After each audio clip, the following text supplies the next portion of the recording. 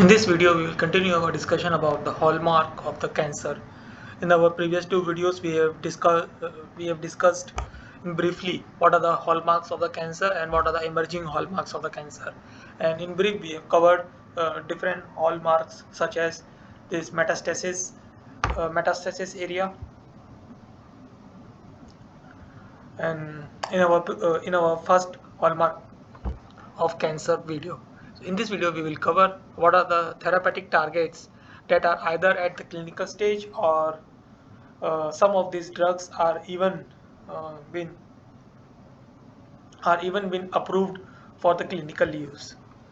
So here we will not directly include the name of the drugs, but we will cover the strategies that are being used to target this cancer or tumor cells. So let us start with these EGF inhibitors. What it will does is it will sustain proliferative signaling. So this EGFR is the receptor that are present on the tumors that are present on the normal cells also. However, in the case of cancerous cells, these EGFR receptors are present heavily, or in other terms, we can say the number of EGFR receptors are very high on the tumor cells compared to the normal cells. And when this EGF will bind to the EGFR receptors, uh, it will promote the cell division, or in other terms we can say the cell growth. So therefore this EGFR inhibitor will inhibit the receptors that are available on the tumor surface, thus reduce the tumor growth rate. And other one, the next therapeutic target is this cyclin dependent kinase inhibitor. What it does is uh, the tumor cells has acquired the ability to evade themselves from the growth suppressor by making some uh, changes within the intercellular signaling pathway, and some of these changes are related to this cyclin dependent kinase, or we can say that cyclin dependent kinase helps the tumor in this evading growth suppressor. And if we inhibit those cyclin dependent kinase, then this we can revive the functioning of this growth suppressor. So these are the another kind of therapeutic targets. Next therapeutic targets is this immune activating anti CTLA4 MAB. This therapeutic target is related to this immune destruction. So what is this CTLA4 mm,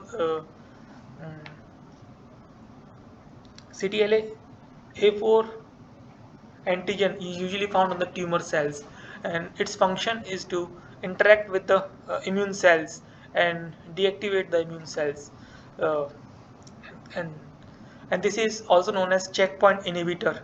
The therapeutic approach that is used to target this kind of receptors is also known as checkpoint inhibitor therapy. So what it does is that they will inhibit this CTLA4 antigen that are found on the tumor cells, and thus these tumor cells will not be able to deactivate the immune cells, and the immune cells will be able to perform their function.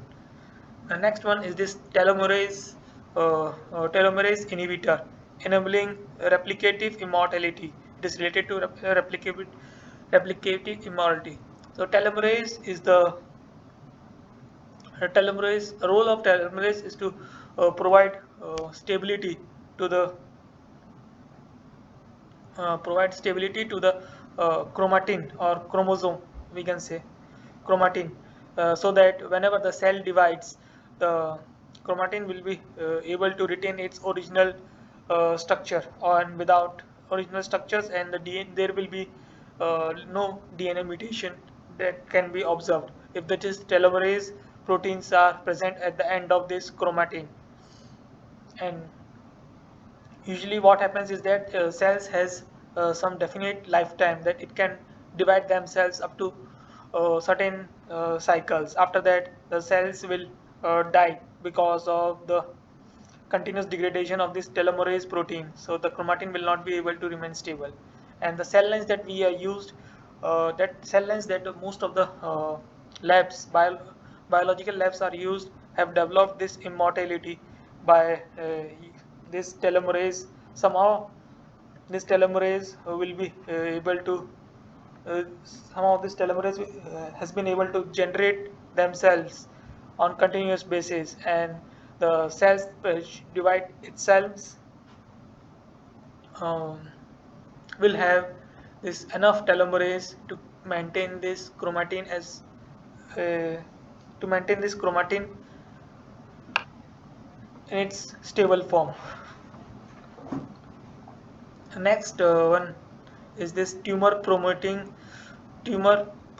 inflammation. So what does this target work? How does this target work? Is that some of the inflammation that we have might have covered in our previous videos, that some of the inflammations uh, at the initial stage helps in the killing of the tumor. However, in the later stage, this inflammation promotes the tumor growth, and this inflammation can be targeted through these selective anti-inflammatory drugs. And the next one is this activating invasion and metastasis. So metastasis of the cells uh, is one of the major cause that the that the patients are not able to cure from the cancer. So whenever the cancer attain this metastasis stage, it's very difficult to cure as the cancer has spread across different part of the body. So in order to prevent those stage of the cancer, the people use this uh, AGF AGF meth inhibitor of AGF meth, so that this metastasis property are being reduced of the tumor cells. Next one is this angiogenesis, induced angiogenesis. VGFR receptor will induce angiogenesis. Angiogenesis is in simple terms considered as a formation of blood vessels. So this formation of blood vessels helps in the providing the nutrients that are essential for the tumor survival. So if we can disrupt those nutrient supply pathway, then it will finally impact the lives. It will finally affect the life of the tumor cells. So this can be done by this inhibitor of VGFR signaling, as this VGFR signaling promotes the angiogenesis. Next one is this genome instability and mutation. So for any cells, the important thing that keeps this any cells alive is this genetic information, or the gene DNA that are present within the cells, as it helps to produce necessary proteins. It helps to transcribe and translate necessary proteins that are essential for the cell survival. And in the case of tumor cells, the DNA damage repair has been maintained by this PARP proteins. And if this PARP is been inhibited, can be inhibited, then it will disrupt the life of these tumor cells. Other things, next therapeutic targets is this resisting cell death. So as cells, most of the cells has a or inherent developed most of the cells are inherently developed in a way that whenever there is any stress or any disruption occurs within the cells that are beyond a threshold level, then it will trigger the cell death or programmed cell death or apoptosis. And this BH3 is the protein that promotes the apoptotic.